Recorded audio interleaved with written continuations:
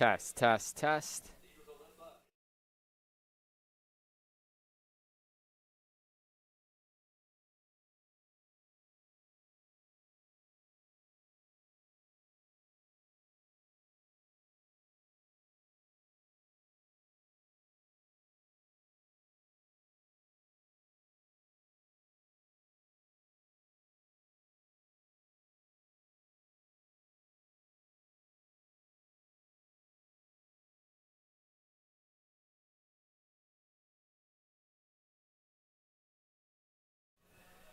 Good afternoon, folks, and welcome to Municipal Stadium. Doubleheader baseball action for you here today. Post University, another conference matchup taking on Chestnut Hill College.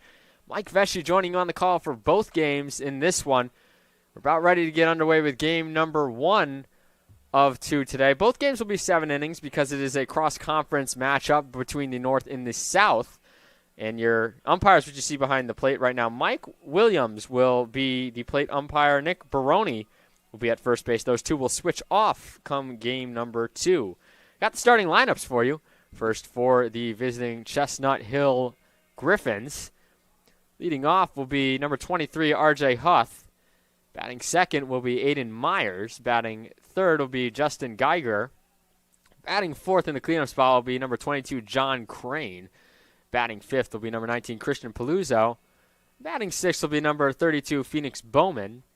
Batting seventh will be number 3, Andrew Sawerinski. And batting eighth will be number 16, Calvin McCall. And then batting ninth, rounding out the order, will be Richard Joa. For the Eagles, we'll get that in the bottom of the first, but here's their defensive alignment. In right field, it'll be Michael Pavelchak. Center field will be Danny Gill. Left field, DJ Karen. Then on the infield from left to right, it'll be Justin Rivera, Evan Cornwall, Hunter Keller. And at first base, Chris Corchado. Doing the DHing will be Jalen Kelly. And on the mound for the Eagles will be Matt Seaman. Seaman coming into this game as the number 1 starter for the Eagles, the 3.57 ERA. Amongst the starters, he has the lowest ERA. He's 3-2 on the year. 6 games, started 6 appearances, 35 1/3 innings. He's only allowed 14 runs on 35 hits, 17 walks, and a team-high 32 strikeouts. He's given up 9 extra base hits this year, 7 doubles, 1 triple, and 1 home run. And while you look at the Chestnut Hill record overall, if you've seen it already, they are 7-15 on the year, 1-4 in conference play, but in recent years, they've actually had the Eagles' number in the head-to-head matchup. When you look at the head-to-head matchup over the past several years, it has heavily favored the Griffins. Last year, they won one of 2 games against them. It was a 10-7 win for the Eagles in Game 1 down in Philly. Game 2 was an 8-6 loss for Post. But before that, the Eagles had lost 5 in a row, 5 of 6 actually, 6 of 7 to Chestnut Hill. They had won 1 back in 2019, lost the previous one, and then lost 5 in a row after that. So coming into this matchup, the Eagles have struggled against the Griffins. They'll see if they can right the ship in this afternoon's doubleheader. Again, pair of 7-inning games as we get you prepared here to the 2 head coaches for both teams out there right now. Ray Skold in his 5th season, Robert Spratt in his 16th year. Skold's assistants are Tim Binkowski, Joel Avina, and Daniel Raglovich, while Spratt has Matthew Owens, Ed O'Melia, Brendan Luby, and Dan Rockenbach on his staff. Post comes in this game 10-14, 2-1 in conference play, and like we were about to talk about, those 3 conference games all last week against Felician University. The first one on the road down in Rutherford, New Jersey, the Eagles, a 4-1 win. And then in last week's doubleheader here at Municipal Stadium, kicking off a 5-game homestand for the Eagles. Post taking down Felician 11-1 in 7 innings. It was supposed to be a 9-inning scheduled game, but because of the 10-run mercy rule in conference play after 7, Eagles took that one 11-1. That will not be the case in these games because they are only 7 innings. We will play the full 7 innings, or 6.5 if the Eagles are leading after that point. But then in Game 2, the Eagles struggled. 9-3 loss in those 7 innings, and that was a scheduled 7-inning game. For those North Division games, it goes 9-7 in terms of the double headers. So if you're playing against the North Division opponent, you're going to get 2 games. One will be 9 innings, one will be 7 innings, unless that 9-inning game only goes 7 because of the 10-run mercy rule. Coming up for the Eagles after this doubleheader, they will get about a week off, 8 days actually, before they return home to face Dominican University next Wednesday at 3 o'clock p.m. They'll then play Dominican on the road for a pair on Friday. But then they return right back to action next Sunday after that, April 7th, against Goldie Beacom with a doubleheader, and then a Tuesday matchup with the University of Bridgeport before an extended 4-game road trip against Bridgeport and Wilmington, which will give us about 8 days off in between games as well here from Municipal. Still a lot of baseball to be played in this season as the CACC conference schedule just getting underway. It's all CACC from here on out until April 30th when Eagles close out the regular season against Southern New Hampshire University and then hope to go into the CACC tournament come May, which will be hosted right here at Municipal Stadium for several days. I believe there's around 9 games that will be played at home when that time comes around. But for now, you see the 2 coaches going over the different, field instructions. Obviously, Ray Skold pointing out everything in terms of the field of play for the umpires and Robert Spratt as we lead into this. And we continue to get you set here with everything that we need to know going into this game. As I mentioned, Eagles coming into this game at 10-14, Chestnut Hill 7-15. 1-4 in conference play. They had a doubleheader against Bridgeport, and they split that. So no rest for the Griffins, who are right back to work today in this afternoon doubleheader with another North-South Division matchup like they had yesterday. In those games yesterday, Griffins won Game 1 3-2, lost Game 2 6-3 in that doubleheader. Chestnut Hill got off to a 2-0 start in that one.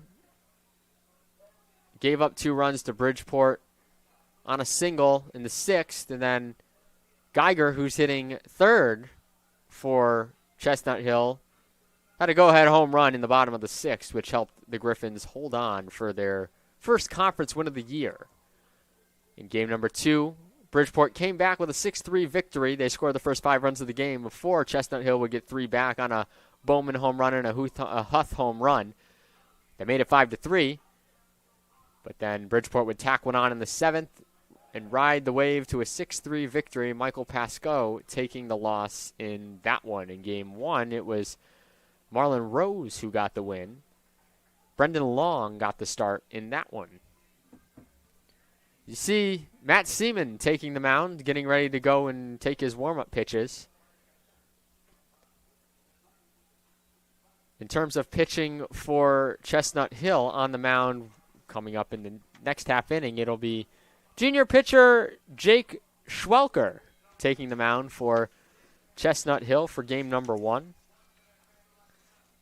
An important thing to know in these 7-inning games, depending on how those pitch counts get run up, you could see a complete game from either one of these pitchers. We saw it from Joe Christiana. Of course, that was not a scheduled 7, but we saw him get 7 innings in, and then the bats go to work to finish it off. That's been the thing about the Eagles is the bats at times have struggled, but they got going in the last doubleheader with those 11 runs, however, came back with only 3 in the next game. 2 of those runs were on an error.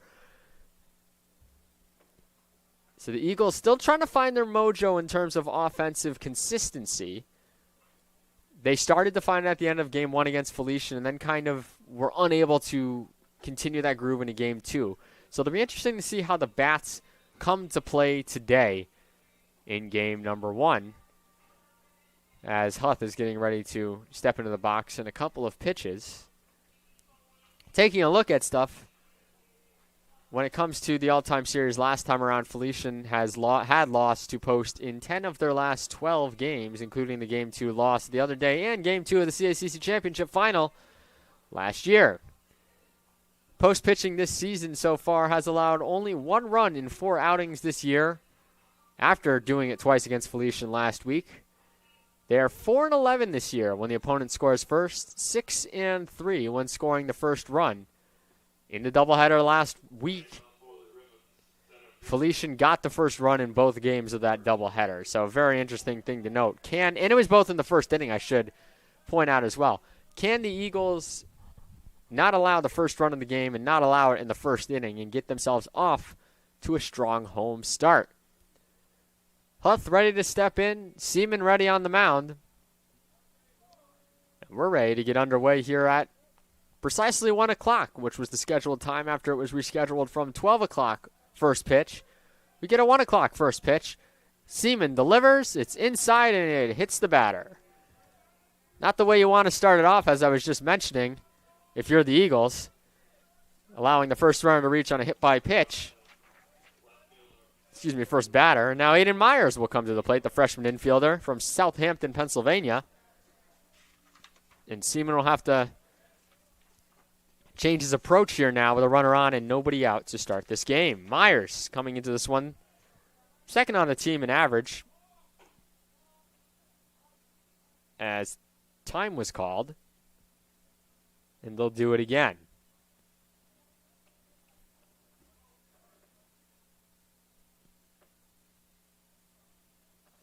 Looks like a conversation happening between the third base umpire and Mike Williams, who's behind the dish for game number 1. I thought I heard the words balk. Wasn't 100% sure, but if that was the case, I don't know if they were looking for a balk maybe. But the count will stay 0-0. And Myers will step into the box. As I mentioned, 377 average with 5 doubles, 1 home run, 18 RBIs, 26 hits, 16 runs scored in 69 at-bats. And he goes for the sac bunt there, and I believe he looks like he fouled that one off, so the count will go to 0-1. We saw this a few times last week with the Felician post doubleheader, where both teams were trying to move runners up on sacrifice plays, and it did work in favor of the Eagles in one instance where they were able to tie the game up at 1 when Hunter Keller did that in the second inning of the first game with the runner on third. And here comes the sack again. It's successful. Myers gets it down. Seaman over to first. And one away here on the sack 1-4, which will move the runner up to second in Huth. And bring Justin Geiger to the plate, who is third on the team in hitting at 329 with 25 hits, 6 doubles, 1 home run, 17 RBIs in 76 at-bats, slugging it at 447. He's also walked 15 times. Seaman delivers first pitch outside, ball 1. Interesting thing to note, too, about post-pitching. I did talk about it last game, a 7.40 ERA now. I believe that's a few points up from last game, if I'm not mistaken. Don't quote me on it. I might be wrong. It might have actually gone down a little. Because of the 7 innings, it may have changed a little due to that ERA being across +9 in both games only going 7 innings. So it changes the numbers in the math a little bit, but not too much. That pitch is inside, and Seaman behind the count 3-0 to start with the runner on second in Huth. 7.40 ERA overall for the team opponents, a 3.70 ERA. But as I mentioned before, as that pitch is in their first strike, count moves to 3-1. It also looks at the opponents that you had to play in. Games against teams like Barry University and North Greenville definitely will change things if you give up a lot of runs in those few games.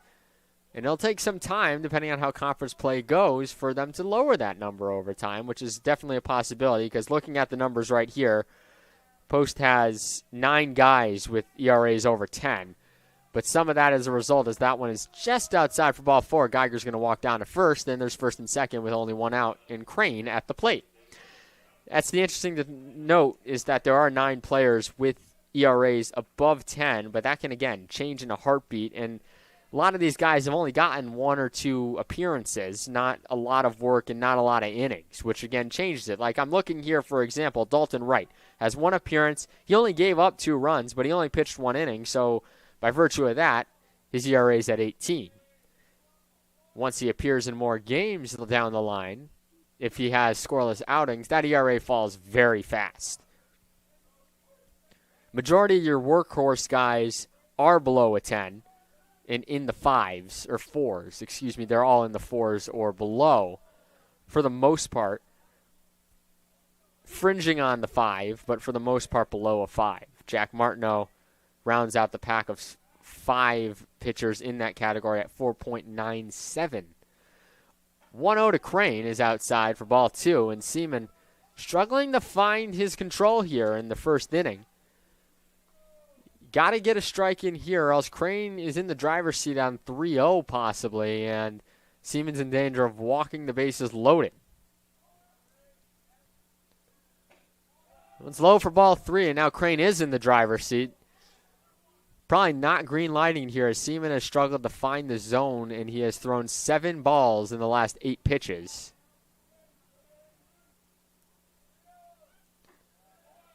Just gets the corner. Big strike there to Crane. And Seaman will try to work back into the count. He's taking his time on the mound.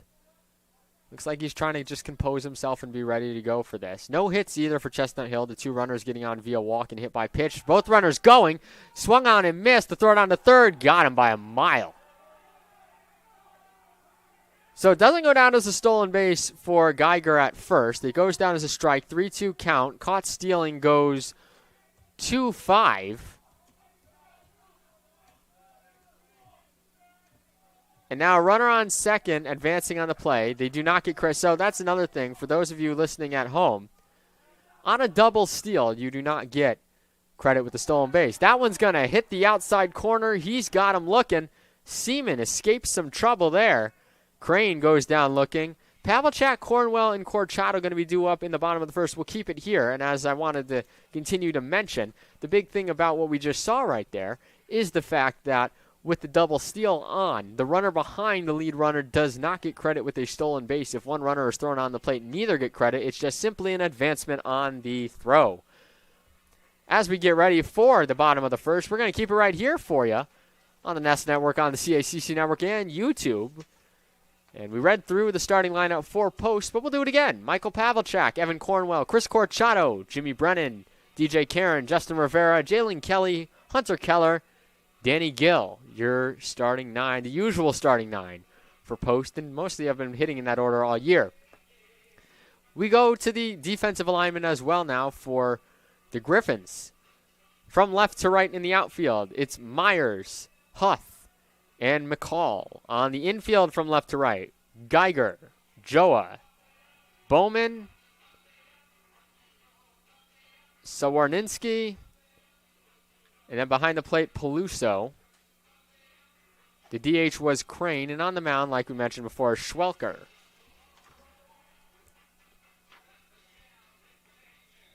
Jake Schwelker coming into this game.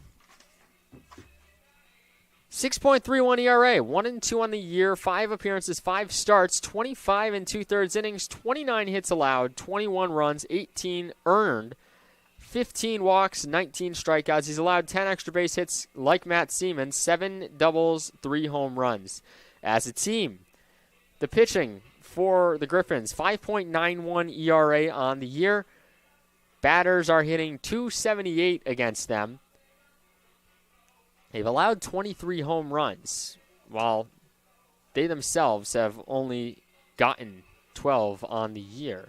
The Eagles, not been known for their home run power so far this year, only 8.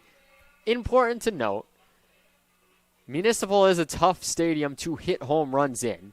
You can't really see the dimensions on your screen, obviously, but it goes 382 to most areas of the field and 400 to dead center. We did see a dead center home run by a Southern New Hampshire player a couple weeks ago, but it is very rare you're going to see that here because of how deep that park is, deep this park is in general.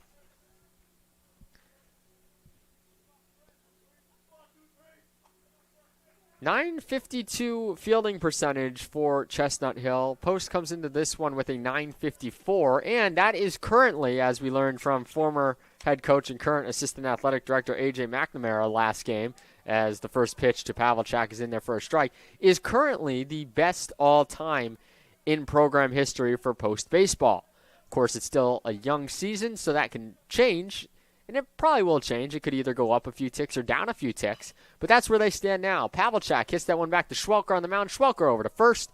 1 away here in the first inning of game number 1, which brings Evan Cornwell to the plate. 2 pitches. Quick out there for Schwelker.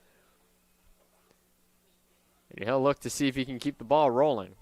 Big top of the first if you just joined us now. Matt Seaman getting out of some big trouble.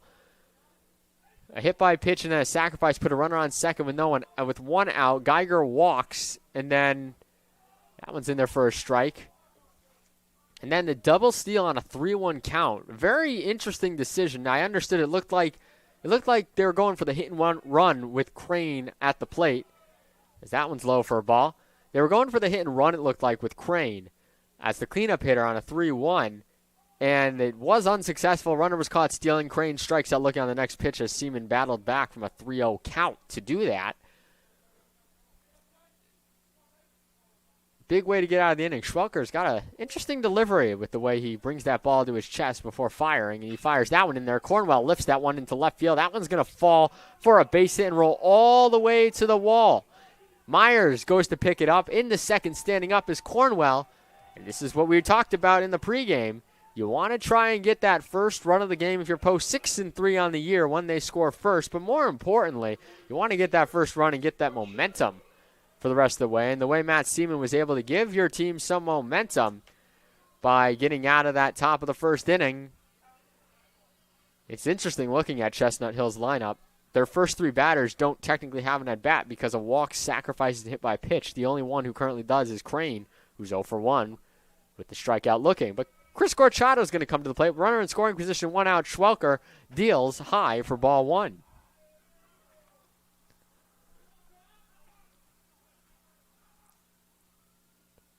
See when Schwelker brings the ball to the glove. Changes delivery now with a runner on. Has a little bit of a crouch position to him when he's doing it as well. And getting ready to fire in. Cornwell records the first hit of the afternoon for either team. Schwelker ready to deal the 1-1. He does. They're going to say Corchado didn't go. We saw that a few times. I believe it was from Corchado in the last doubleheader where he checked his swing.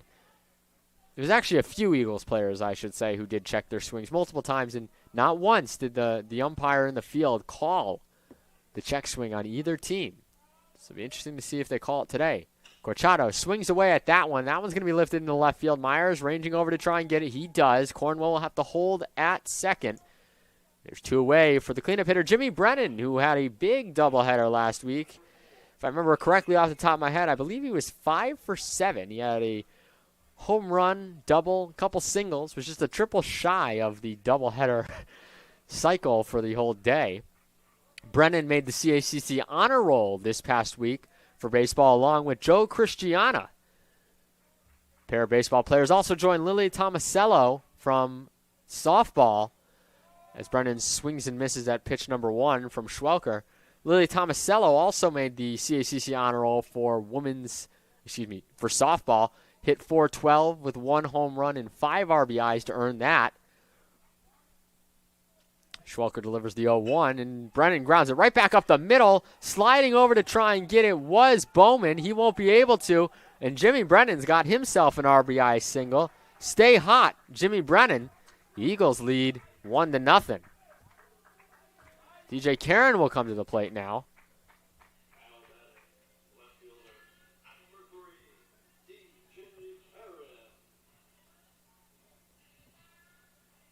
With 2 outs and the Eagles looking for more, possibly.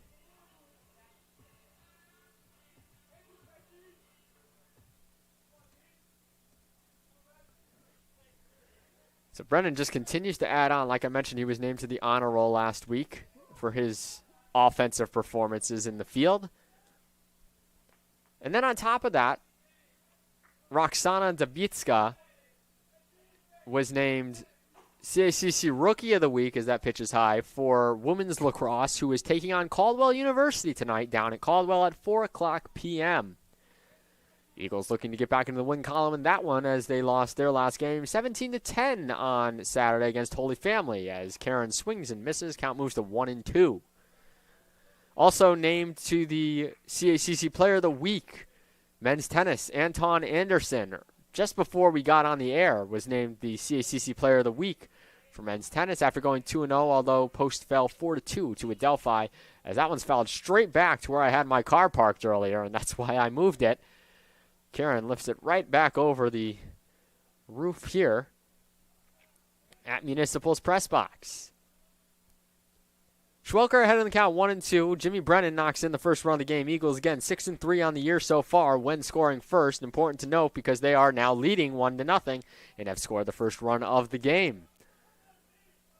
Scheduled 7 inning as Schwelker delivers, and that one's lined into right field. A base hit, the hit and run on. Oh, and that's going to be bobbled. He was going to second, and he was going to third anyway, so there'll be no error on advancement as McCall bobbled it in right field, but it's a base hit for DJ Karen, and the Eagles in business now with 2 on, 2 out, and Justin Rivera at the dish. So Evan Cornwall, that big 1-out double, has led now to the Eagles threatening for more against Schwelker here. Excuse me, Schweiker. How to mispronounce this? Had it misspelled on my sheet in front of me. Schweiker. Pardon me. That one runs inside, and that's going to be a wild pitch, and Schweiker's arguing that hit the batter. Or the bat.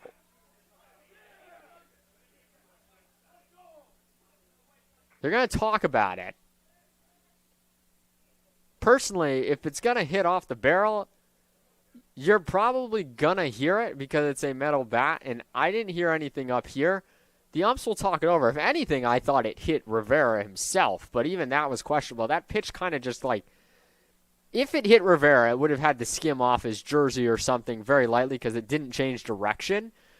But the reaction from both the pitcher and the catcher was very delayed. Even Brennan at third, I think, was a little surprised by that. I'm thinking that was a wild pitch, though, and that's going to give the Eagles their second run of the day.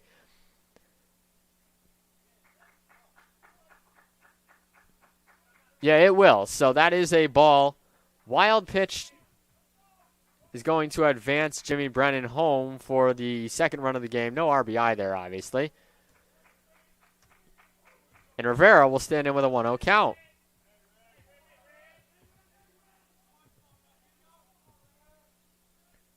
One 0 to Schweiker, from Schweiker, excuse me. A dive there, beautiful dive from the first baseman in Swarinski over there.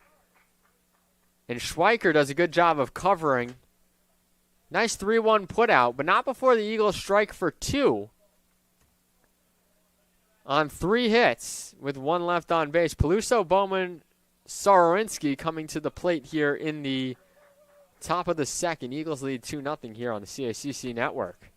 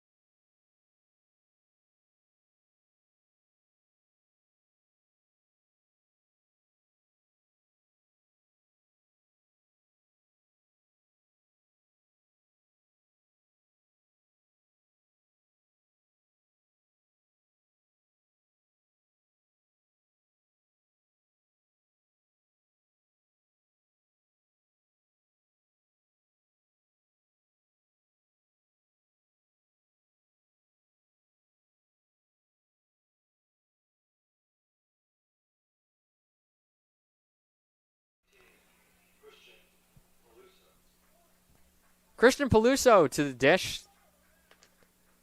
to lead off. Catcher. Just a moment ago was kind of an interesting thing that happened with the wild pitch. Didn't seem like anybody really reacted at first. As Seaman's first pitch is outside for a ball. Coming into this inning, Matt Seaman, 6 strikes, 14 pitches.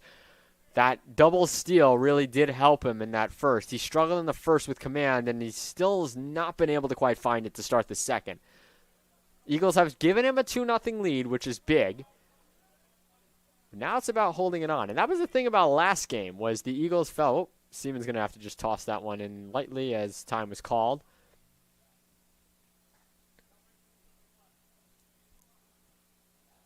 Mike Williams, the home plate umpire, has already had a few chats with coaches and players in only the first inning of this game. He had another one there as Seaman throws yet another pitch outside for a ball. 3-0 the count.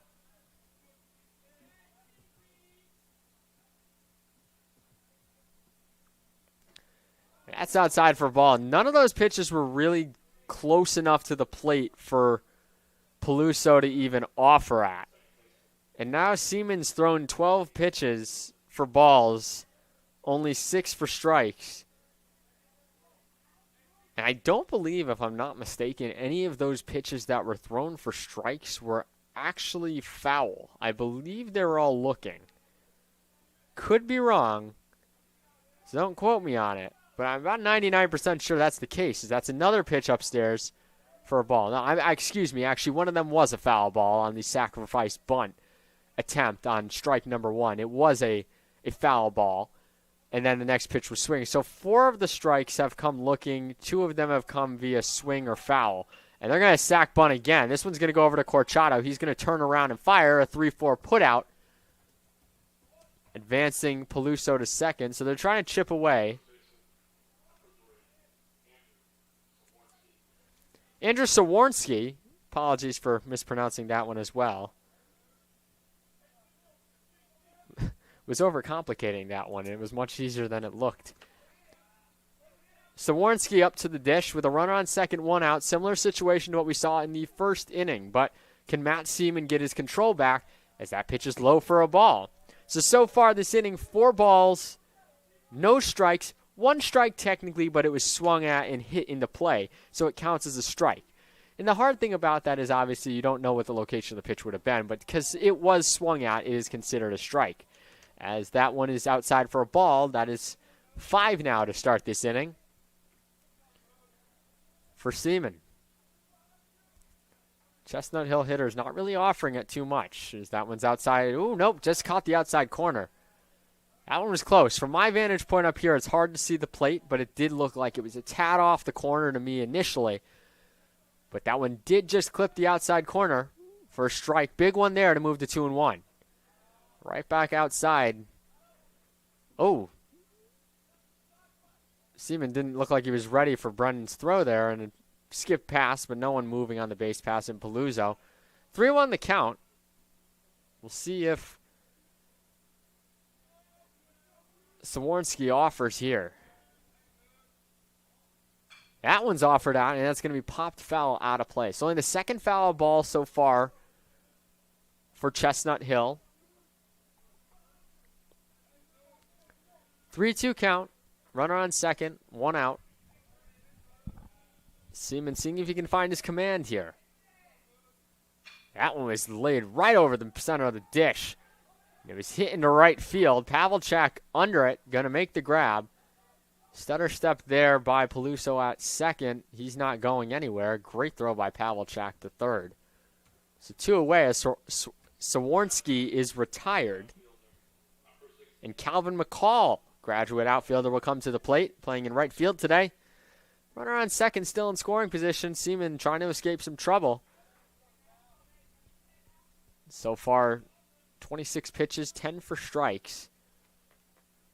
That was the first ball put into play not by sacrifice in 2 innings so far for the Griffins, who have had 3 base runners on and no hits. First pitch was in there for a called strike to McCall. That one swung on and missed, so Seaman ahead for the first time today, 0-2 in the count. And if I'm him, I'm going to attack the plate. Not so much because I know I have a pitch to waste. I'm attacking the plate to get my rhythm. And lets that one sink. It goes in the dirt. It's going to be a wild pitch. Runner going to third on the play.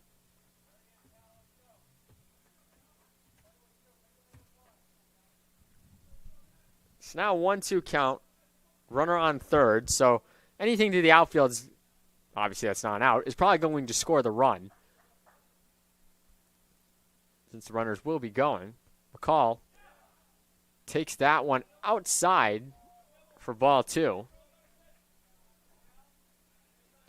Now the count pulls even at 2-2. Seaman quickly delivering, and that one's high. Now they're checking on Palooza over at third. He gets back in safely. One thing I did notice in that sequence right there, Seaman throws the ball and then gets it right back, and he's ready to throw again right away. Perhaps slowing down a little bit on that one would have been a little bit better, especially in a 2-2 count, as he's ready to go and fires right away. And that one's fouled off. He's working quickly, and you got to wonder maybe if he's working just a little bit too quickly to start this game, and that's maybe what's causing his location to be a little bit off. That one almost curved back over, but it doesn't. It almost actually hit McCall, too, on the shoulder, but then dipped down. That'll bring Joa to the plate. Richard Joa, his first at-bat. Runners on the corners. And it looks like Ray Skold going out to the mound is going to have a chat with his number one starter.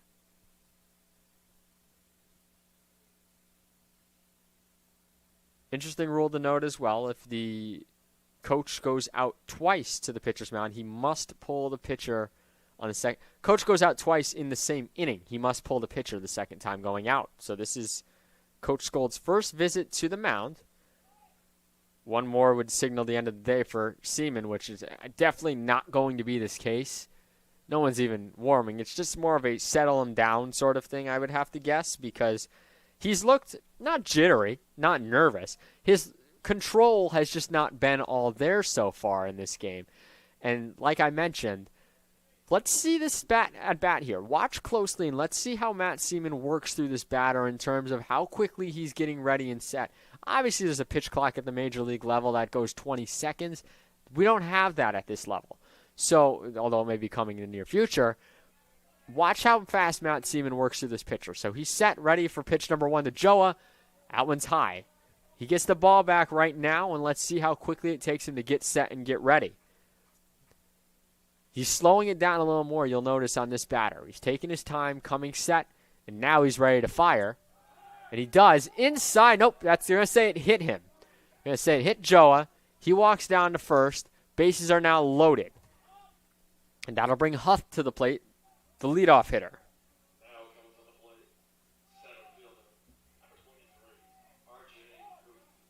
Excuse me, Huth. RJ Huth to the plate.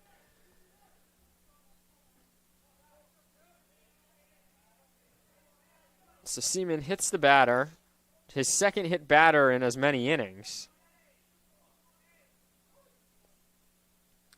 You see he's taking his time here. Play to any base. Fires that one in there for a strike. Got the bottom of the zone. Count 0-1. One of the first times. I believe this is the second or third time Seaman's gotten ahead in the count 1-0. That one's fouled off, and this is the second time today he's been ahead 0-2. He just got the ball back, and he's going to take his time coming to the mound. I'm actually tracking it right now to see what we have for a time on it. So Seaman's coming set. Gets ready to fire. About 13 seconds in between pitches there, and look at that. He gets Huth swinging on 3 pitches, and he's down for the count. Seaman escapes trouble again. No runs, no hits, no errors, but 3 left on base for Chestnut Hill. They've been knocking at the door, but haven't been able to break through it yet. Kelly, Keller, yes, that's correct. Kelly, Keller, and Gill coming to the plate in the bottom of the second post, leading 2-0.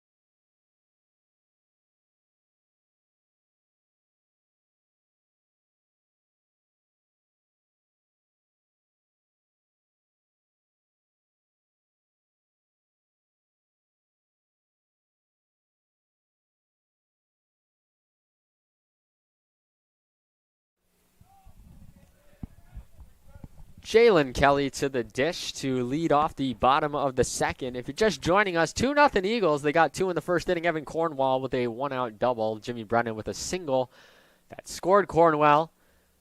And then a run-scoring wild pitch by Schweiker in the first. As you see that interesting come to get set as he fires down right down the pipe.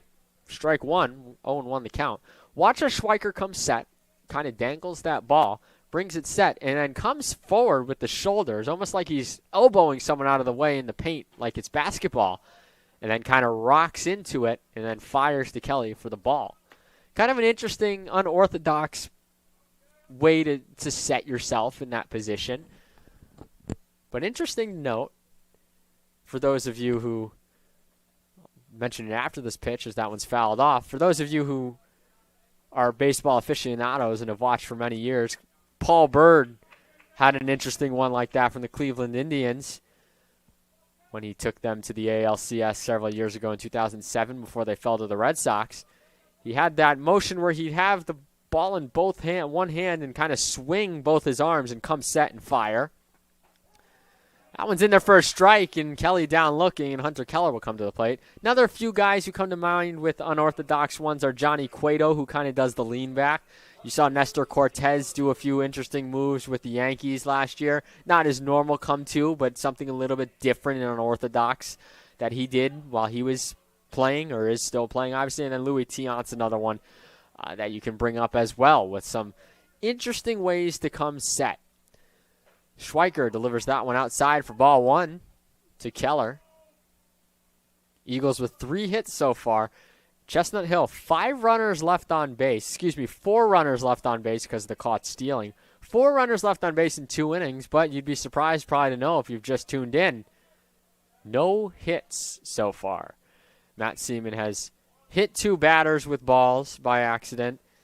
Obviously by accident, I should say. Not, it wouldn't be intentional. And on top of that has walked a couple guys, and then there's been a few sacrifices. So Chestnut Hill's had runners in scoring position the first 2 innings, just have not delivered the hit to do it. That one's outside for a ball. In fact, 2 of the 3 recorded outs, two outs in this game have been recorded by sacrifices. 2 have been by strikeout. That one's fouled off. 1 has been by caught stealing. And only 1 ball has been hit into the field of play that has been considered an 0-for-1 day. So far, it was the fly out to Pavelchak and right. But besides that, everything has been a sacrifice or a caught stealing on the base paths. That one's in there for a strike. Keller goes down looking. So 2 back-to-back Ks for Schweiker, who's found his rhythm here in inning number 2. Keller was crowding the plate on that. And obviously that can sometimes play a role in how well you're able to see the ball. But crowding the plate a little bit, and it just caught the inside corner on his hands. Good pitch location by Schweiker, who comes set real quick and fires. That one's low for a ball.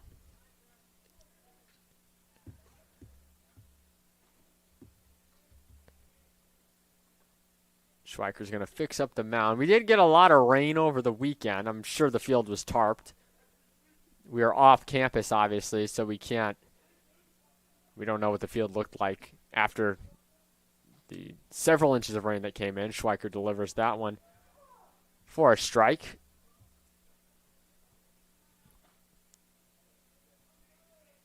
He's ready to go right away with Danny Gill at the plate, the number 9 hitter. Schweiker ready. He fires. They're going to say that he went. Looked like it fouled off, but it was actually just in the dirt. 13 seconds in between pitches for Schweiker on that one. Giving you some, I don't know what you would call it. I don't know if you would call it sabermetrics, but we're giving you some in-depth stats. Now, if a home run's hit, I will not be able to tell you how far it was hit, but give you a rough estimate. Gill's going to ground that one to short. Joe arranging over to get it. Throws over to first. Side retired. So the Eagles, 2 batters go down by the way of the K. And a ground out there ends the inning. Myers, Geiger, Crane coming to bat in top of the third against Matt Seaman. Post University leading 2-0 in this 7-inning game. First game of a doubleheader today.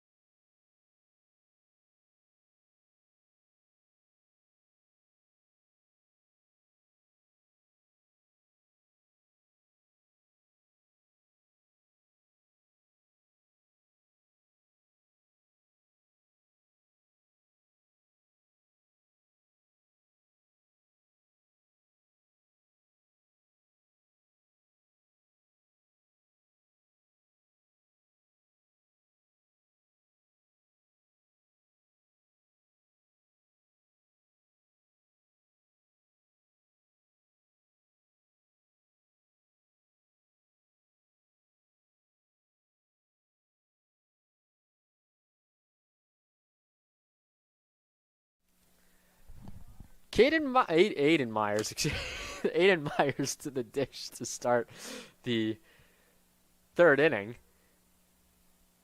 Took a quick look at my sheet and thought it said Caden, but that's Aiden Myers, left fielder, steps in. And Seaman gets ahead right away with the strike. Seaman has slowed down a little bit with his delivery, I've noticed, in the last few batters, as that one's in there for a strike, and you see how it's changed, how he's been able to approach it. There was a lot of quicker pitching in those first 2 innings from Seaman, and the control seemed to be a little bit spotty. Now we've seen 2 back-to-back strikes while taking his time, and that one's low and in the dirt for ball 1 to Myers. But I do see Seaman being much more composed on the mound to start this inning, which is a very good sign if you're post. That one's laced into left field. That one's going to fall foul.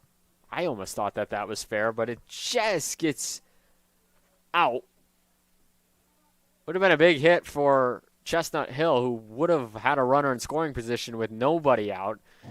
So far in this game, each inning they've had a runner in scoring position with 1 out, as they've sacrificed runners around the bases in the first 2 innings, but that one will go down as close but no cigar in the scorer's book. That one's outside for a ball. Count moves to 2-2. Myers staying alive. Again, 7 innings scheduled for game number 1. Post leading 2-0. That one's grounded over to Cornwell at short. He gathers, fires over to first. And nice stab by Corchado. He gets it. I thought, because I saw the dirt come kicking up, I thought that ball went by him, but it was just the white chalk getting displayed up. And now they're going to talk about it.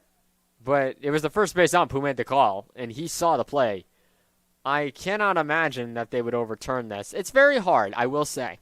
We saw this last game with a play at home with Jimmy Brennan. It's very hard to overturn a call at this level because we don't have the access to instant replay, especially if you look at the setup we have. Just given what we're able to work with the dimensions of the field, we don't have all sorts of angles and sophisticated equipment to quickly pull up a replay for umpires. Now they're going to call him safe and off the base. It was a bang-bang play at first. It is very hard to overturn calls like that, and that's one of the rare times we see it. It will go down as an infield single, as it was a bit of a bang-bang play there at first, and we'll get reviewed just to double-check. But Myers gets on with a infield single for the time being. Justin Geiger will come to the plate. Ray Skold talking to Mike Williams at home. And I will say, in the defense of overturning it as well, which, like I just mentioned, is difficult to do, Williams probably had the better angle in terms of seeing if that foot did come off the base. So consulting about it is good in that scenario. But like I mentioned, depending on where you are, what conference you're in, what division level you are in, it is difficult to have access to instant replay. We do not have access to it here. So if there was a tight call, we wouldn't be able to review it for the umps, which is why usually when that initial call is made, it's usually not overturned. And that was one of those instances where it was overturned because the umpire at home, Mike Williams, likely saw something just a little bit different than we were able to see. And in fact, I'm checking it ourselves right now to make sure we get it right up here in terms of hit or error. It was a very, very, very tight play as that one is fouled off. Because the other thing you got to take into account when you're scoring a game as well, while it's a routine play, depending on how fast the runner is, no matter what, if that's a bang-bang play at first, usually you're going to give it an infield single in terms of the scoring and not give it an error. But we'll take a look at it. That was low in the dirt for a ball. So Seaman's gotten ahead of the last 3 or 4 batters now that he's faced. And again, we talked about it at the beginning of the first.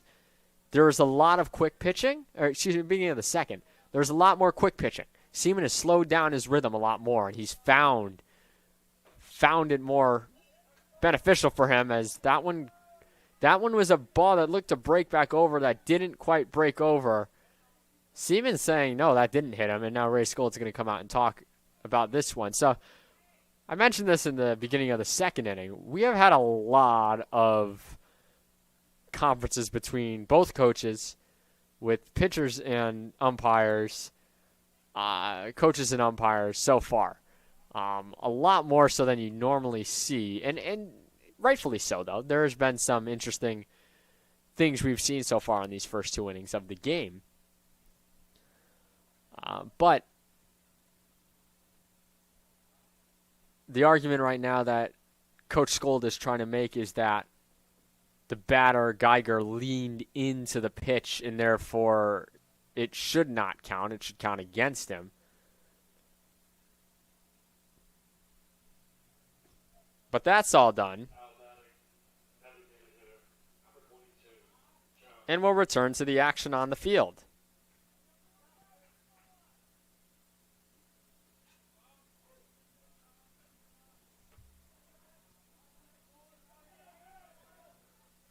Seaman fires. The first pitch fouled back. I don't even know what that hit. I think it hit the top of the press box and then went back out onto the field. That was a loud bang. Definitely didn't hit off the netting.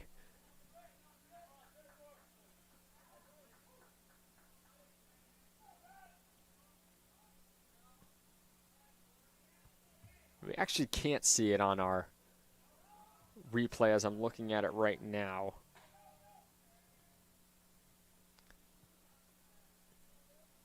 Looks like first base was just out of view on it. Get that fixed for you in a moment.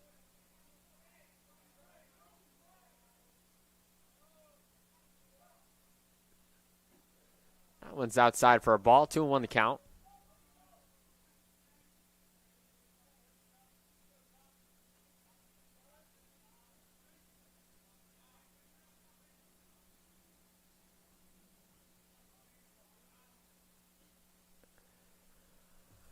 Two-one count from Seaman, low and in the dirt, and Crane, the cleanup hitter, in the driver's seat once more. He was up 3-0 in his last time up, in the last count he had in his first at-bat against Seaman.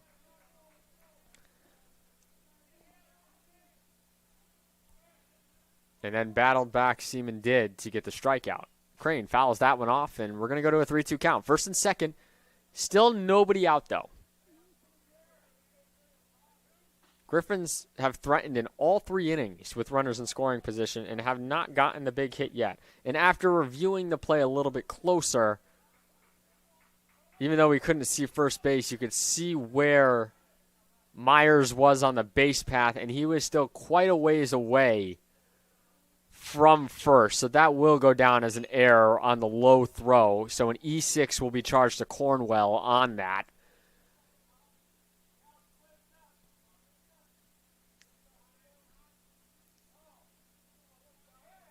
Which means Seaman still hasn't given up a true hit into the field, and Myers, should he score, would not get credited with an earned run towards Seaman. That one's hitting to right field. Crane cranks that one over to Pavlicek. This might get the runners over to first and second and third. It will not get the runner from first over to second, but it will get the lead runner and Myers over to third with one away. So runners now on the corners. We've seen this situation too as well.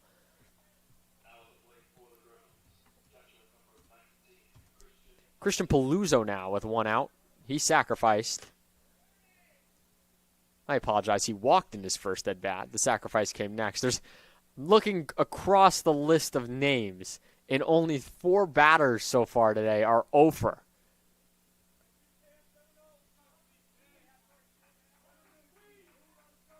Everybody's been sacrificing themselves or walking or being hit by pitches so far. There was the caught stealing on the base path, which has changed a lot of things. So 0-1 count. Myers reaching on a throwing error by Cornwell to start the inning. Then a hit batter, put 2 on, no one out. And then a big booming out by Crane in right field.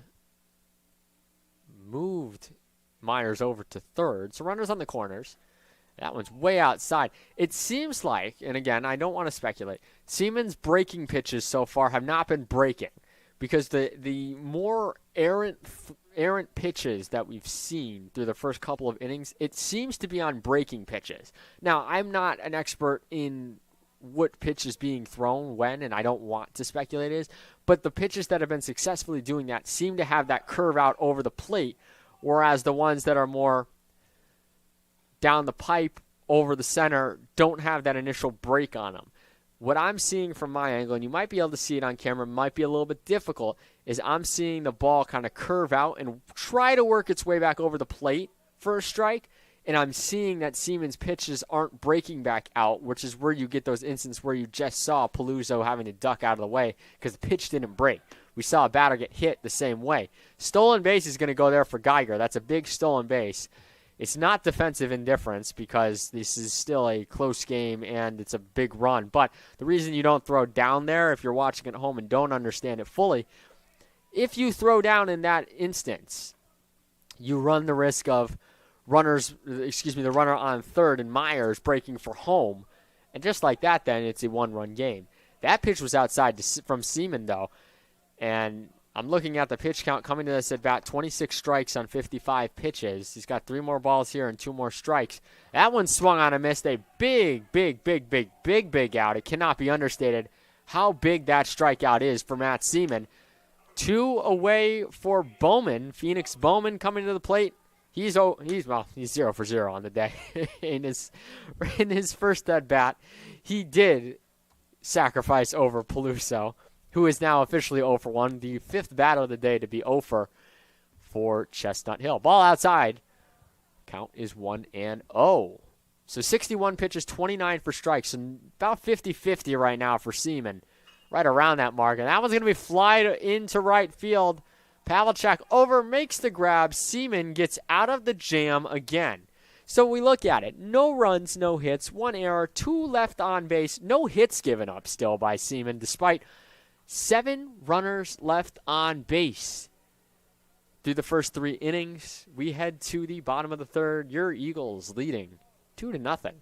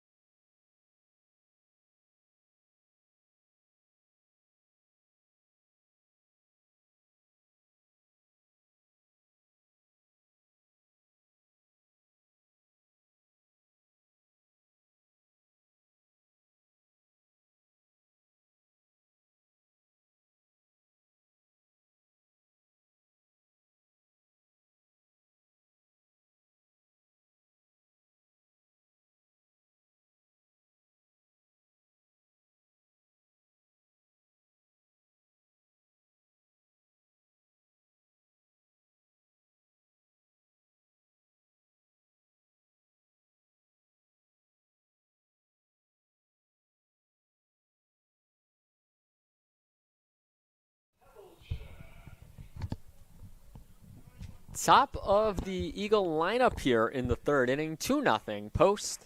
They got 2 runs in the first inning on an a Jimmy Brennan single, courtesy of an Evan Cornwell double that helped get the Eagles in motion. Then a wild pitch by Schweiker, which Schweiker was arguing hit the barrel of the bat. That one swung and a miss by Pavlicek. Schweiker, though, has settled down since. Well, I shouldn't say since. It's only been 1 inning. He did have a solid second inning. But you would think that it feels like we're in like the 4th or 5th. But each of the first 3 innings have yielded runners in scoring position for Chestnut Hill. And they just have not been able to get a hit. They had the error last inning. But besides that, they really haven't been able to put anything in play. I believe I would, again, have to go back and look at it. I'm about 99% sure as Pavlicek is going to line down the middle. I'll hold that thought. That's going to be a single. Pavlicek trying to stretch it to 2, and he's going to. Pavlicek turns on the Jets at the last minute. He slides into second safely. A big leadoff double for him. And Evan Cornwell now going to come up to the plate. I have to check, as I was mentioning, but I'm about 99% sure none of Chestnut Hill's outs have come on ground balls now, because the potential 6-3 putout, again, not counting sacrifices, none of their regular outs where they were not trying to move runners over intentionally have come on the ground. They've been all in the air. And I believe, actually, they've been all in the air to Michael Pavlicek in right field. So just some little interesting tidbits that you may not be able to keep up with at home or recognize, but I've kind of been seeing those things so far. Schweiker having the deal from the stretch now. 1-1 count to Cornwell now coming up. 6 runners across 3 innings left on base for Chestnut Hill. Every inning they've had a runner in scoring position, just have not been able to come through with the hit. That pitch is outside. You got to wonder if it's only a matter of time, too, for them. If they get some runners on, they finally get that big hit. Or if Matt Seaman can continue to keep them in check. Cornwell's going to ground that one over to the right side. Going to be a tough play, left side. Going to be a tough play there at short for Joa, and he just ate it, decided not to throw. Smart play. You don't want to, especially with runners on, especially with Pavlicek on second, Pavlicek's not moving on that play. If that's thrown over, I'm actually just noticing that is Sean Levan at short. Levan was not listed in the starting lineup, I believe. I may have actually put the wrong guy in the starting lineup. I will make a check on that.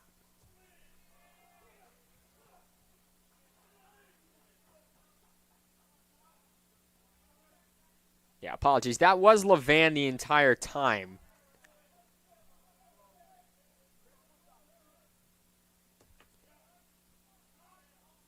The 0-1 from 1-0 to Corchado's fouled off. So apologies for that. Richard Joa is also an infielder. And when looking at the lineup card, even though I saw the name, didn't quite see the 4, typed it in and with the number only. So that was not number 15, Richard Joa.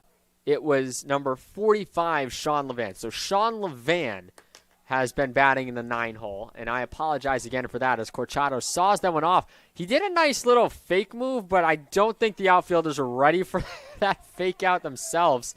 And as a result, Pavlicek's going to go all the way home. He's going to score. It looked like there was some confusion between Myers and Huth in the outfield. So a big run there. Runners only move up 1 base in Cornwell. Pavlicek scores an RBI single for Corchado. The Eagles now take a 3-0 lead.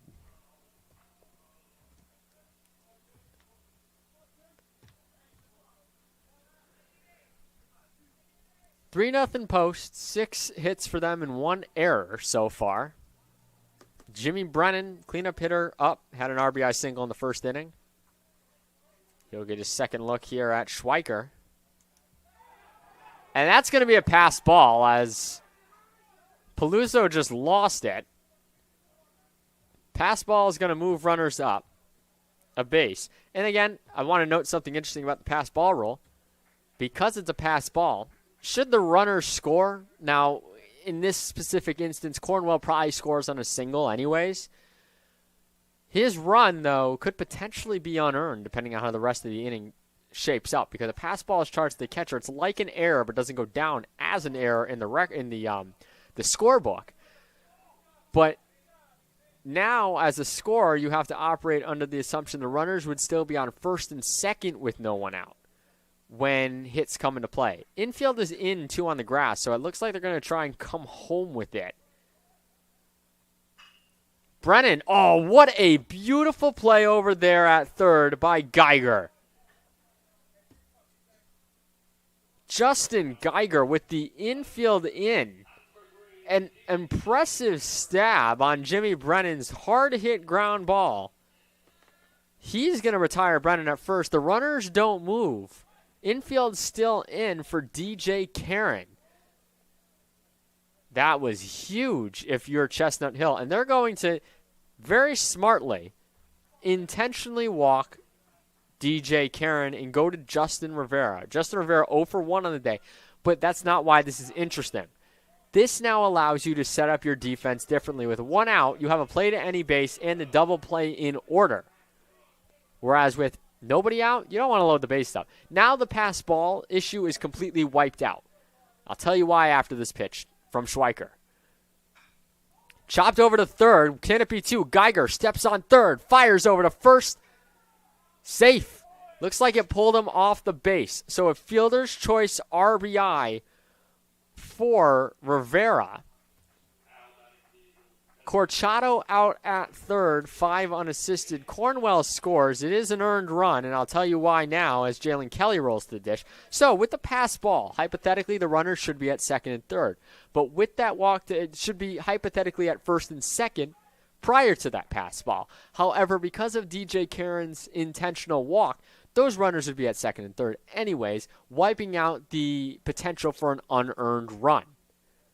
Therefore, that run will count against Schweiker because of the way the rest of the inning shaped up. Now, had the run scored on an infield ground out like that with no one with second and third, and it was just a RBI ground out, runners would technically be potentially at second and third, so you still wouldn't give them an earned run yet, depending on how the rest of the inning shaped up. Schweiker delivers that one. Kelly lifts it into right. McCall makes the catch.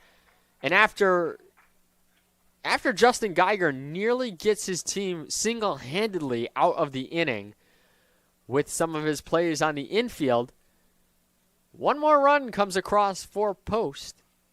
They have 2 runs on 3 hits, 2 left on base, no errors, 4-0. Matt Seaman going to see if he can set down the bottom of the Chestnut Hill lineup right after this break here on the CACC Network and YouTube.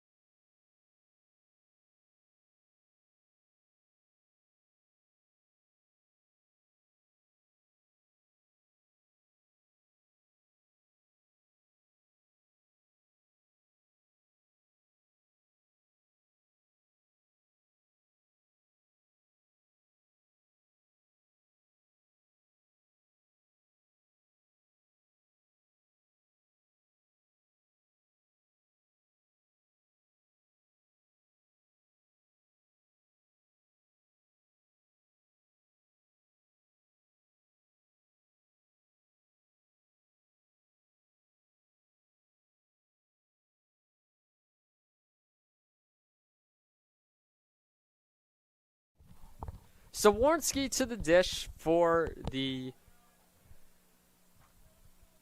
Chestnut Hill Griffins. We apologize, too, if there's a bit of an issue with the bandwidth. We're having internet issues now here at Municipal Stadium. And we're noticing some flags come up with network bandwidth issues. Looks like it just disappeared. So hopefully we're all good. But if you notice a lag in the stream throughout the rest of this game, Please note that that is why. We don't really have any control over that. That just happens sometimes with the internet connections that we have, depending on the facility. 4-pitch walk to Swaronski puts him on, and yet again, I believe all 4 innings now, Chestnut Hill's had the leadoff man on, but have not been able to cash in. They put it on the board as a hit for Chestnut Hill for that last inning, but it is listed as an error.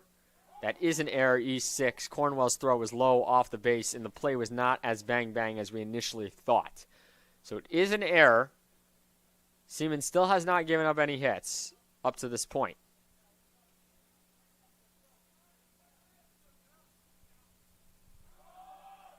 Another sacrifice attempt by McCall. So it looks like Griffins are trying to do what they've done. This would be the 3rd inning they've done this, or at least attempted to try and do it. 1-1 count, though. Seaman checks on the runner. Looked like he was going to whip it over there and then kind of slowed himself down smartly. You don't want to, again, risk anybody moving over to any extra bases because of an errant throw. 1-1 count. In there for a strike. Count moves to 1-2.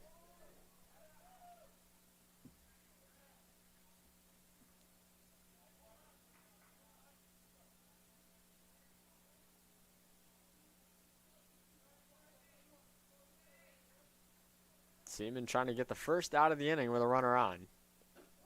And he will. Pitch right down the pipe. McCall caught looking. And that'll bring up Sean Levan.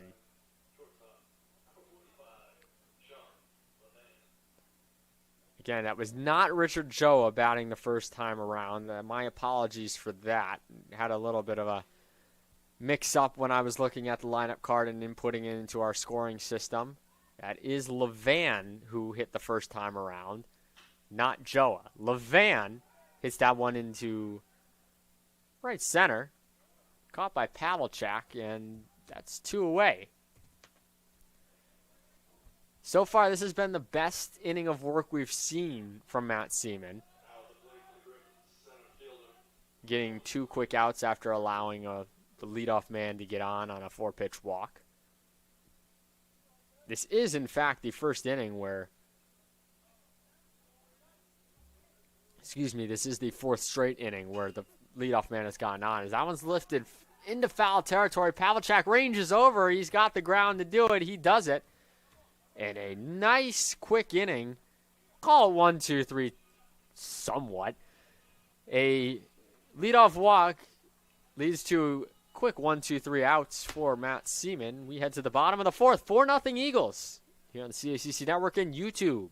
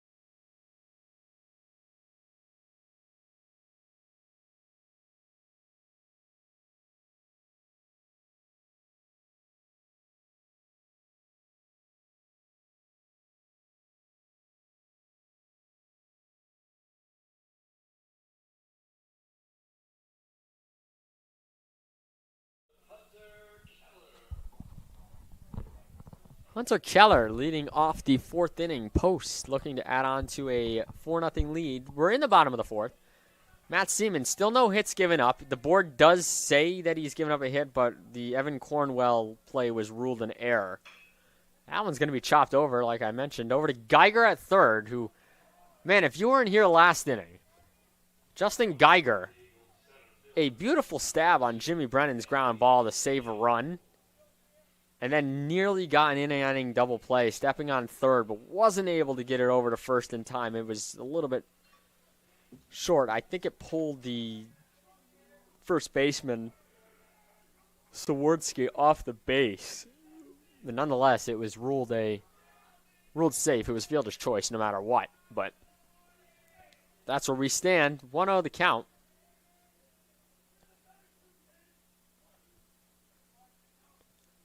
To Danny Gill with one out here as Keller was retired quickly. Schweiker has been solid so far. A few blips on the radar in terms of powerful hitting, but otherwise he's looked pretty good as Danny Gill's going to loft that one in the foul territory. No one's going to be able to get that. It was Swarsky over there chasing. And it goes out of play.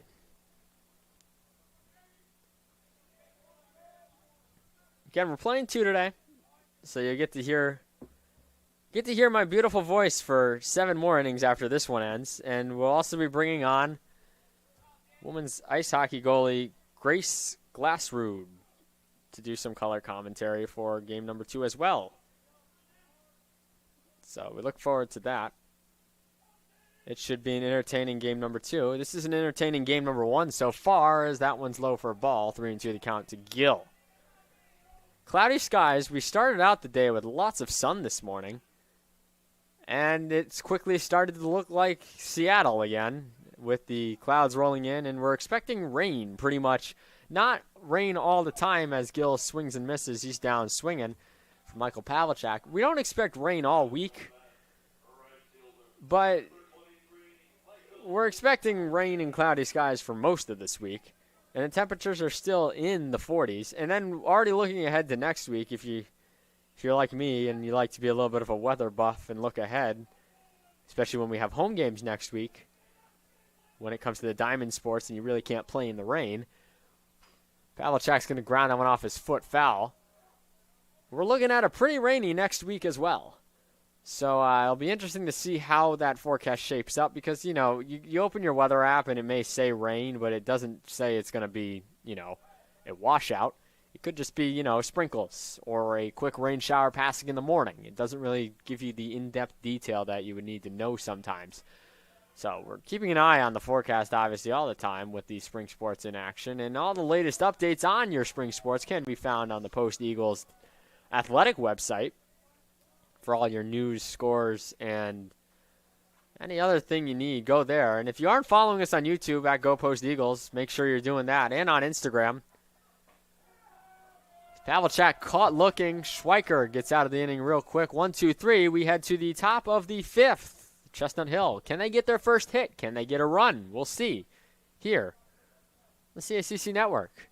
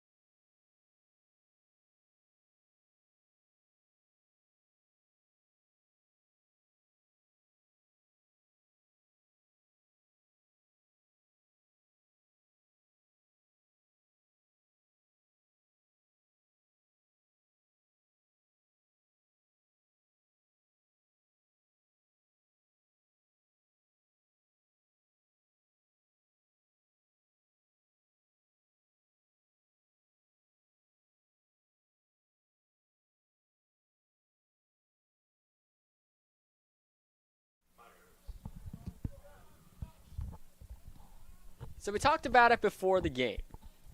7 innings makes a big difference in terms of your pitching and how you approach it.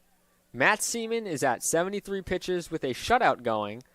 I don't want to say the magic word right now because it is only the 5th inning. That one's in their first strike. He has started to find his control these last couple of innings after struggling mightily in the first couple of innings with runners getting on via walks and hit by pitches. Can he start this inning off strong? He has also allowed the first batter to reach base in each of the first 4 innings. So he'll look to bring an end to that streak as well. That one's going to be grounded over to Cornwell. Can Cornwell retire him? He does. First time today that Matt Seaman has retired the leadoff hitter. Now Justin Geiger comes to the plate with 1 out here. 76 pitches for Seaman, and that's what I mean. Pitching plays a role. 7-inning game. Matt Seaman, hypothetically speaking, even though his pitch count was up there really early on because of all the walks and because of strikeouts too, because those are 3 strikes to get him out, as well as some balls mixed in there possibly as that one's fouled off, has settled down. Now's the time where I think that if you're head coach Ray Skold, I do see some arms getting loose. And as I mentioned, he's starting to find his groove. He hits Geiger, which will bring Crane to the plate, John Crane, with 1 out. If Matt Seaman's able to keep his composure and control here and this stays the way the scoreboard looks, and if you're watching at home and looking at the live stats, you know what I mean right now. I'm not going to mention it yet and call it and risk an announcer's jinx. But with the way he's throwing right now and with this 4-0 lead, as long as things stay this way, I think giving Matt Seaman the play would be okay, as long as he's able to keep the pitch count down into a relatively good area. And he did a good job of keeping it down low because of the 1-2-3 inning last inning. Well, the leadoff walk and then coming back for a 1-2-3 on the next batter. As the runner's going here, Brennan was ready for it, and oh man, he had him gunned. But the throw was kind of short. Ball outside, 2-0 the count. Runner now in scoring position for the 4th time in 5 innings for Post. That was a strike. So the count is 1-1 here on the top of the 5th with 1 out. Again, scheduled 7 innings, which is why if you can get Matt Seaman to go a complete game and preserve the bullpen for game number 2, it'd be big. That one's outside by Seaman. Count 2-1. Brennan Holligan is your go-to guy, though, in close games. So that's why I'm saying if this one stays where it's at right now, maybe you're able to keep Holligan sidelined for this game to avoid risking the potential for, not having him for game 2. Now, it's possible if he only threw a few pitches that he could pitch in game 2, but again, depends on the score too, as that one's fouled off to the right. Crane, out of any of these hitters today, has put the most charge into the ball. And I wouldn't say he's come the closest to getting a hit, because both of his hits have been boomers that were hit into right field to Palvachak. But if he gets the right pitch from Seaman, he could easily take it over that right field wall. Seaman's got to work him carefully here. Delivers that one in the dirt. Count moves to 3-2.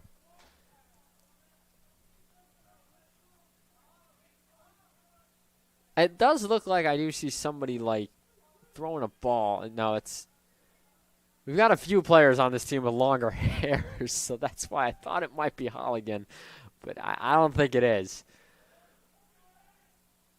3-2 count. Popped in the air to the left side. That'll be DJ Karen ranging over. Makes the catch. 2 away. Geiger still on second. Peluso at the dish. He's 0 for 2.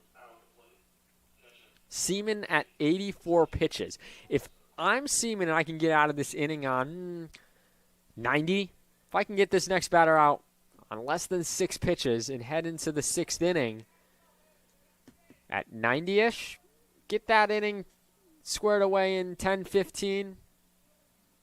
Depending on how that inning goes, depending on how this inning goes, I'm probably getting the ball in the 7th inning if I had to guess. Just by the looks of the board right now. 1-0 count. Ooh. Close pitch. I was ready to call that one a strike. Mike Williams said, not today, Michael. And the count moves to 2-0. 2-0, fouled off to the right. Do it again with a 2-1. 4 runs, 6 hits, 1 error for your Eagles so far today.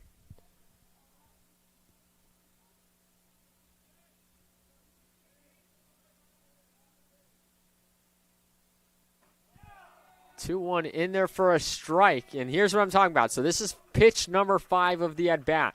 Can Matt Seaman get out of this inning at 89 pitches and head into the 6th? Still with his team ahead, 4-0. Seaman set, fires. Chopped over to third. Rivera moving in. He almost had a tag play there. He throws it over to Corchado. Side retired. Paluzzo down. The Griffins down. No runs, no hits, no errors. 1 left on base after 5. Matt Seaman at 89 pitches. Cornwell, Corchado, Brennan coming to the plate in the bottom of the 5th.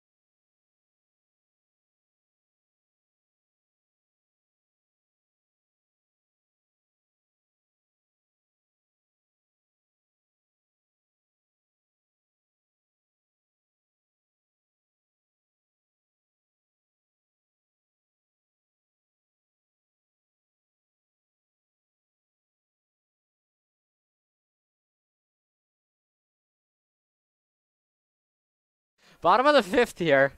Evan Cornwell at the dish. He's 2 for 2 on the day. Eagles leading 4-0. Schweiker back out there for his 5th inning of work, not 6th. I just said it was the bottom of the 5th. Anyways, 7-inning game. Matt Seaman started to find his control the last couple of innings, and he got out of the last inning unscathed. And if you're watching the live stats at home, you know what's going on right now. But again, I'm superstitious and don't want to mention it yet. I will wait to say those 2 magical words that everybody would probably like to hear me say now if they're not watching the live stats. But a lot of runners reaching base. I'll allude to it. I won't say the words, though, as that pitch is fouled off by Cornwell. A lot of runners have reached base at the hands of Matt Seaman via hit batter and walks, and 1 batter has reached via error. That's all that's been doing for the Griffins this game, if you catch my drift. 1-2 count coming to Cornwell. Swung on, and that's going to be hit into right field. McCall coming on, grabs it on the liner. 1 away for Chris Corchado.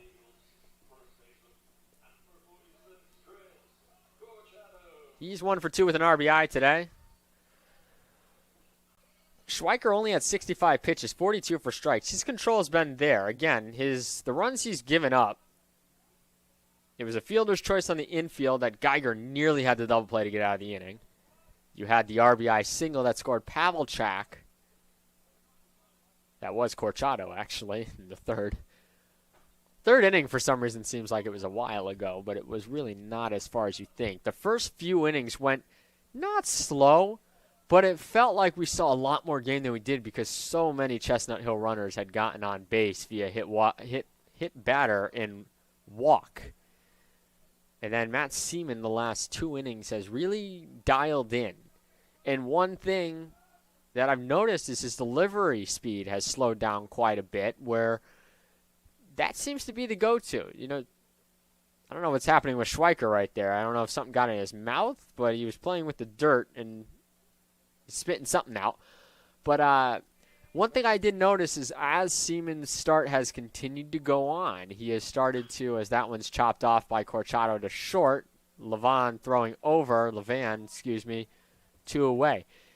Slowing down his approach to the plate has allowed him to, I think, gain some more control back on his pitches. His breaking pitches hadn't been there in the earlier innings. I haven't seen him go to pitches that I don't know pitches like by heart or what they are. I'm not going to pretend to be an expert. But pitches that, to me, from my vantage point, have looked like breaking pitches have started to have that break on them that they didn't have in the first couple of innings, as that one's in their first strike to Jimmy Brennan.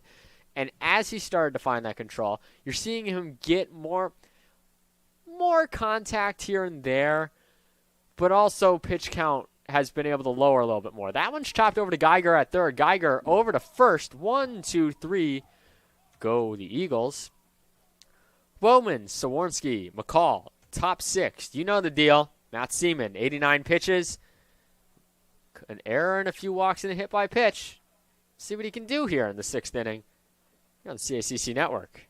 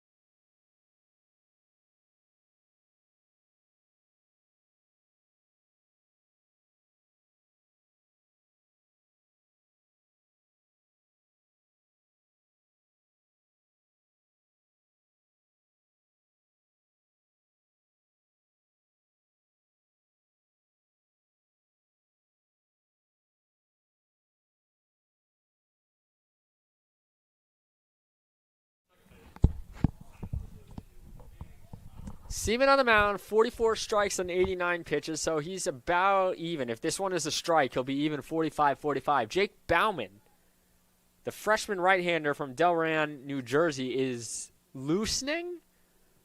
I don't know if we're going to see him in this one.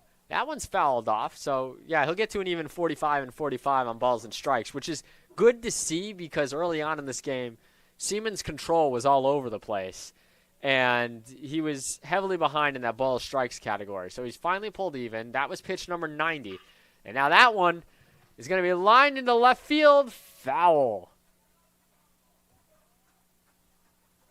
Well, we almost saw the demise of something. Again, I refuse to say it until the 7th inning with like 1 or 2 outs. And then, of course, it'll happen anyways if I do. But if you've been listening, you're kind of catching my drift. If you've seen the live stats, you definitely know what's going on. We had another close one earlier in the game like that when it different scenario as, Seaman thought he had strike 3 there. He did not. 1-2 count coming. So, yeah, Baumann is getting loosened.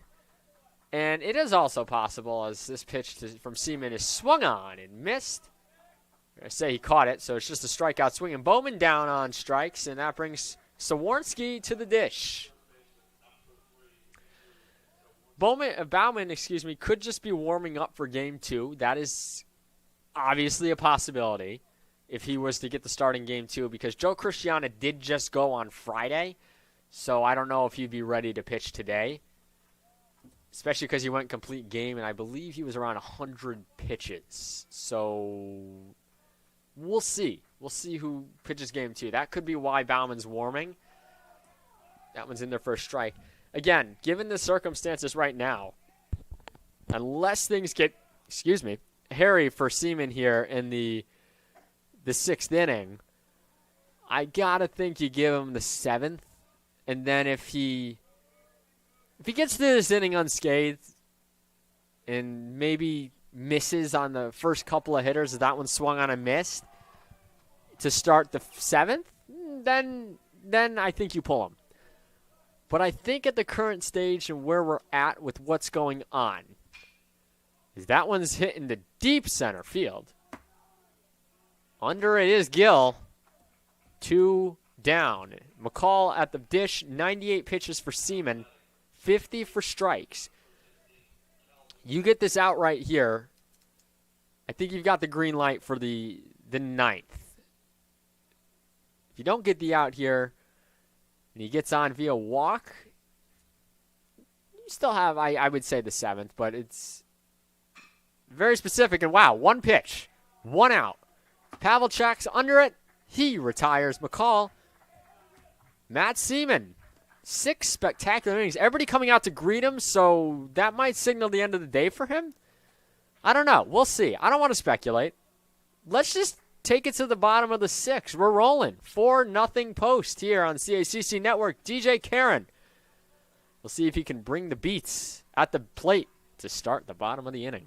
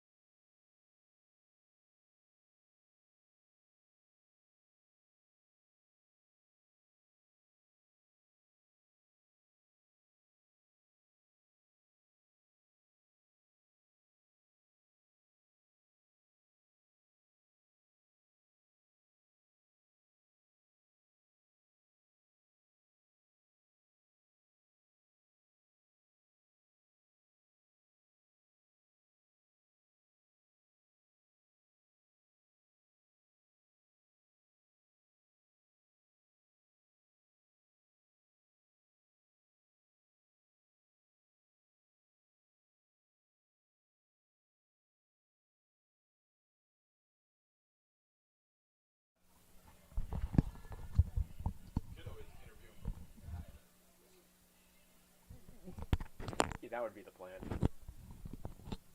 The plan being DJ Karen leading off this inning, hopefully 4 post, and giving them a little bit of momentum.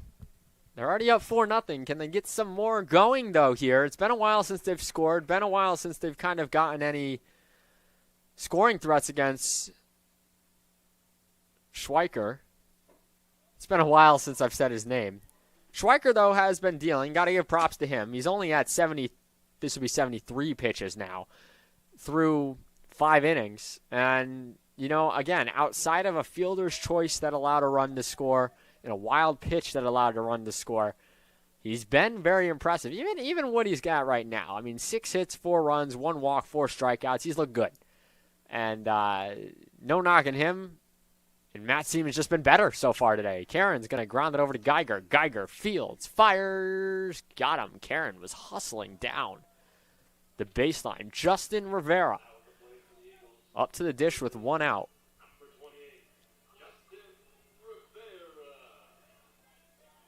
He's 0 for 2. The bottom of the post lineup, the bottom 4 of the post lineup, 0 for across the board. They're combined 0 for 8 today. The top of the lineup, on the other hand, 5 for 9. So very interesting. And then your middle 2 and Brennan and Karen are 1 for 3 and 1 for 2. So top of the lineup doing damage today.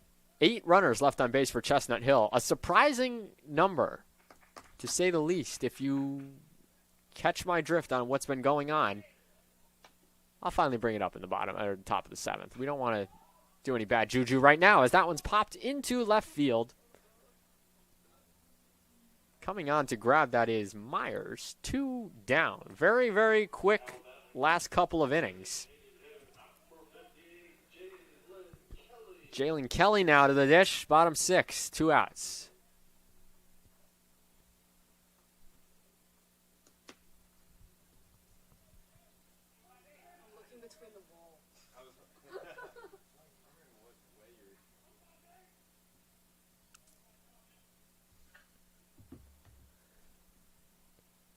Kelly fouls that one off.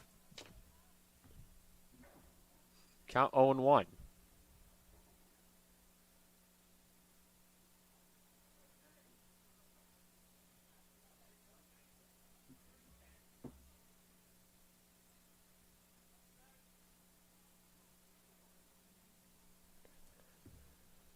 Bauman, I think, is still warming, but again, I'm very curious to see who comes out in this 7th inning. Kelly down on the count 0-1. In there for a strike 0-2. Kelly is saying that was right in front of me and probably shouldn't be a strike, but Mike Williams has the final say there. Kelly chops that one over Schweiker's head with that ranging second baseman in Bowman there, retires the side. We head to the top of the 7th.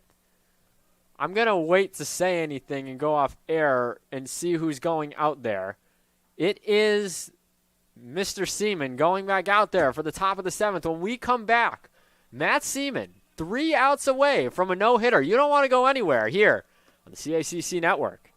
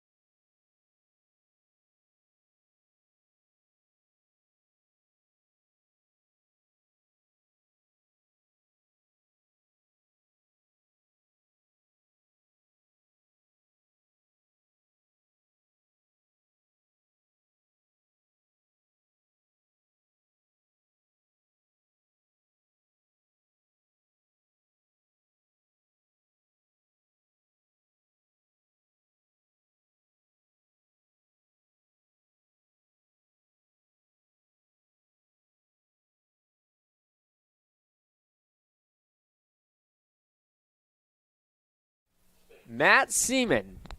I didn't want to say it because I am superstitious.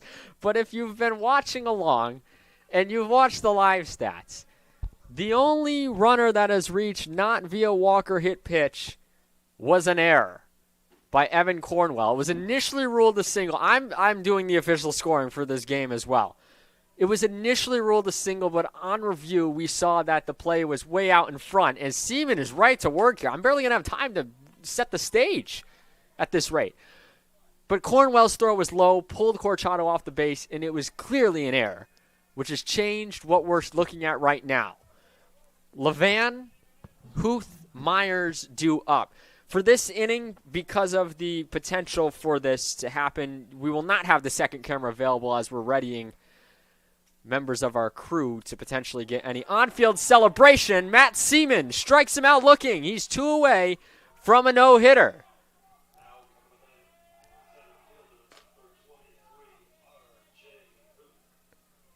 Huth to the plate with 1 out. Seaman, 103 pitches, 54 for strikes.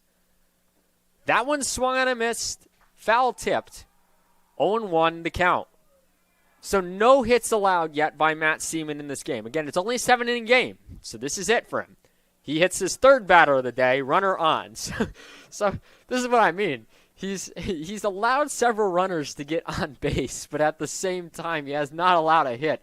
And Chestnut Hill has been unable to do anything. Jake Bauman's still just kind of light tossing. This is Seaman's game right now, though, unless things go completely off the rails. Myers at the dish, 0 for 2.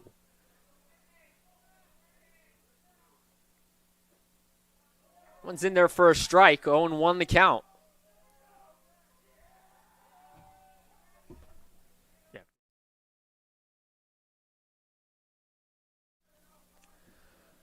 0-1. Ball low, 1-1 the count. Matt Seaman now, 107 pitches. A chance to etch his name in the record books. We unfortunately, with the record books that we currently have, do not know the last time a no-hitter was thrown by a post-university player. Looking in the historical archives that we have, we were not able to find anything. As this one's popped foul and out of play. 2 into the count. Seaman trying to get another batter out of here.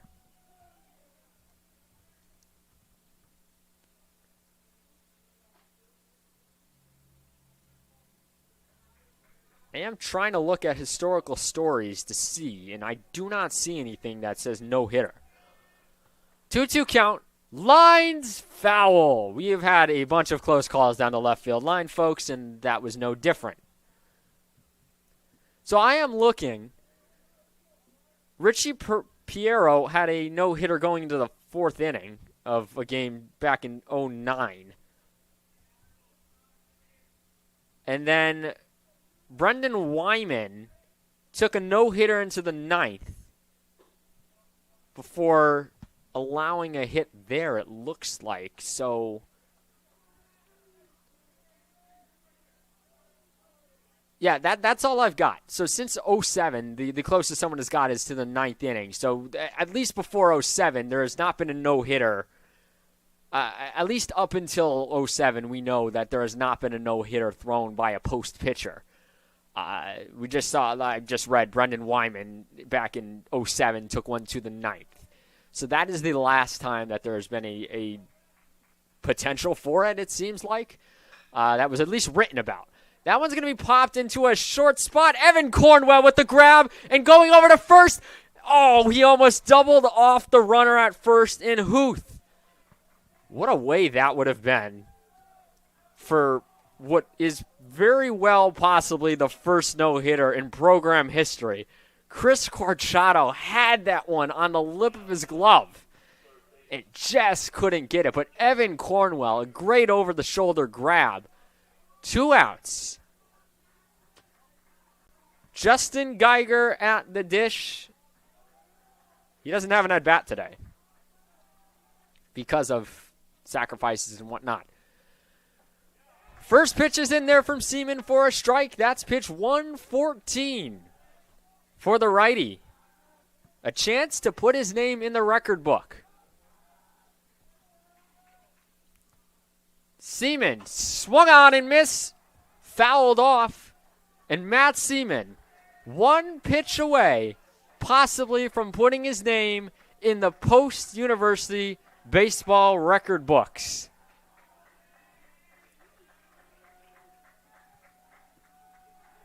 Seaman looks, fires, chopped over to Cornwell at short, over to first, and Matt Seaman has done it. Presumably the first no-hitter in post-university baseball history. He's on top of the mountain.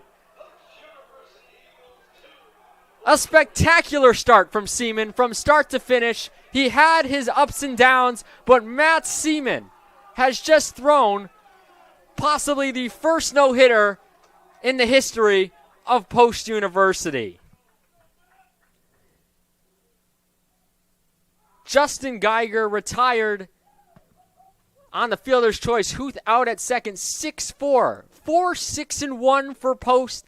0-0-0 on that scoreboard for Chestnut Hill College. Post University takes game one with Matt Seaman's no-hitter here at Municipal. A magnificent day for Matt. We'll try and get him after game number 2 because this game number 2 will come up very shortly for us and interview him about that start. But for now, we'll take a break until game number 2 gets underway. Matt Seaman, the first presumed no-hitter in post-university history. Thank you for joining me, Mike Vesey, for a historic game 1. We'll see what happens in game number 2 here between Chestnut Hill and Post University here on the Nest Network, CACC Network, and YouTube.